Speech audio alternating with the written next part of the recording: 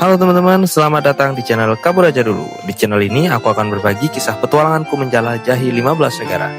Perjalanan ini dimulai dari nol saat aku bekerja di luar negeri dan nekat menjadi backpacker mandiri dengan anggaran yang sangat terbatas.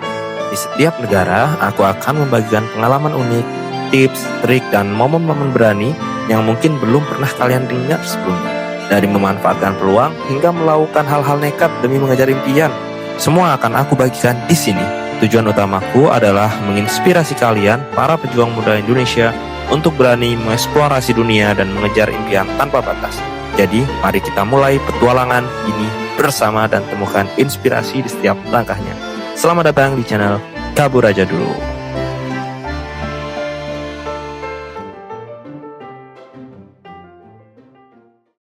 Selamat datang di channel Kabur Aja Dulu. Jadi, lewat channel ini sebenarnya aku ingin membantu para generasi muda saat ini yang benar-benar menurut aku udah ya bisa dibilang diperlakukan tidak benar oleh negaranya sendiri.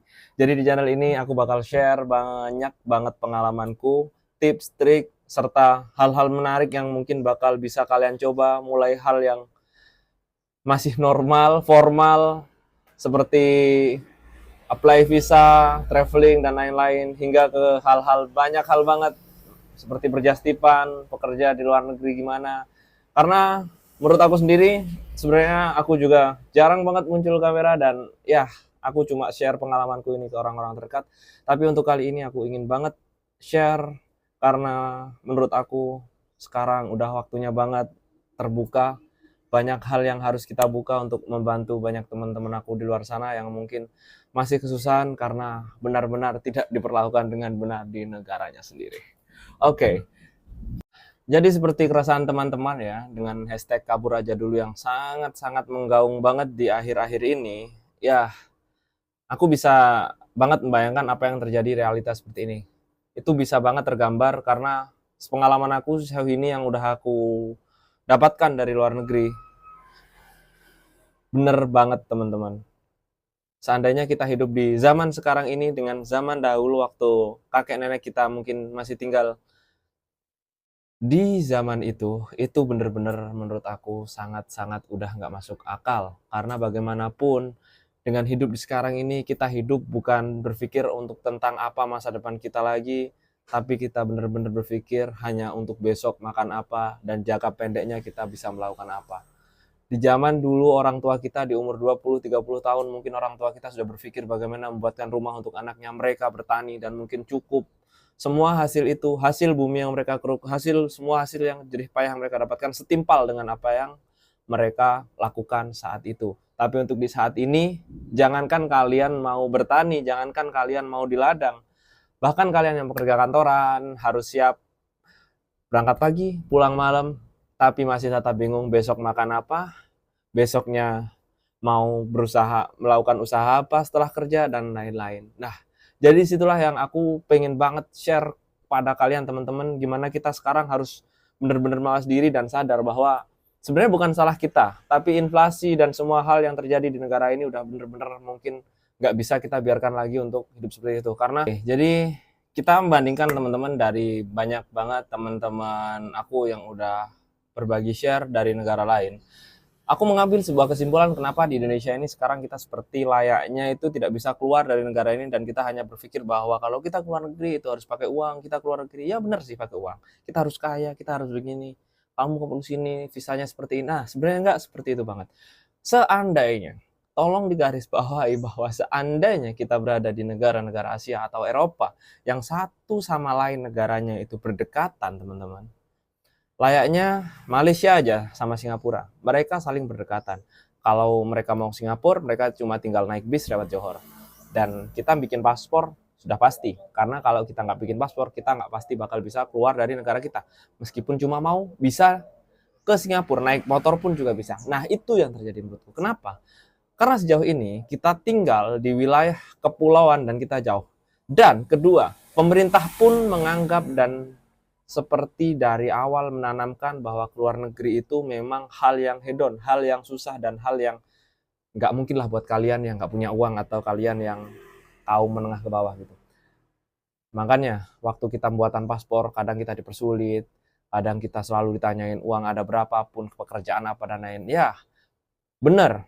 Tapi lebih benar lagi sebenarnya kalau pemerintah dari awal benar-benar mengajarkan ke kita bagaimana cara pendidikan yang gratis seperti di negara luar, layaknya di Jerman, pendidikan dikasih gratis semua dikasih, dan kita benar-benar sengaja untuk bisa dibikin untuk pintar seperti di negara-negara maju lainnya. Tapi kenyataan apa yang ada di sini, kita selalu dibodohkan dengan hal-hal yang simpel sehingga orang yang di bawah akan tetap di bawah dan yang di atas tetaplah di atas. Nah, jadi dari kesimpulan tersebut menurutku, seandainya kalian sekarang tinggal di Eropa, seandainya kalian tinggal di Asia, mungkin kalian bakal berpikir bahwa keluar negeri itu nggak bakal seribet dan seperti yang kalian pikirkan. Kalau kalian tahu di Malaysia, banyak orang yang johor kerja di Singapura, dan itu jumlahnya setiap hari hingga ratusan ribu. Kalian bisa cek sendiri data tersebut. Tapi karena apa yang ada ternyata sekarang di Indonesia seperti ini, kita tidak bisa kemana-mana dan kita seperti dibelenggu sendiri lah oleh negara kita. Kita dibatasi dengan hal-hal yang menurut mereka membuat kita demi kebaikan kita dan lain-lain. Tapi sebenarnya itu menurut aku benar-benar pembodohan massal secara publik, teman-teman. So, hashtag Kabur Aja Dulu dan channel Kabur Aja Dulu ini dibuat buat kalian yang berani untuk merubah mindset, buat kalian yang benar-benar mau untuk berubah dan mau melakukan hal-hal nekat buat masa depan dan buat diri kalian sendiri.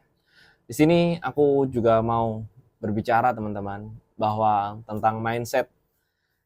Jika kalian tahu nih, banyak orang yang aku temui, ini khususnya orang Indonesia yang bekerja di luar negeri, banyak dari mereka yang ya hampir aku bilang 70-80% dari orang Indonesia saat bekerja di luar negeri atau tinggal ke luar negeri di lainnya, mereka selalu berkata bahwa aku bekerja untuk saat ini, sometimes one day saat aku udah cukup, aku bakal kembali ke Indonesia, aku bakal pensiun di Indonesia dan aku bakal tinggal di sana.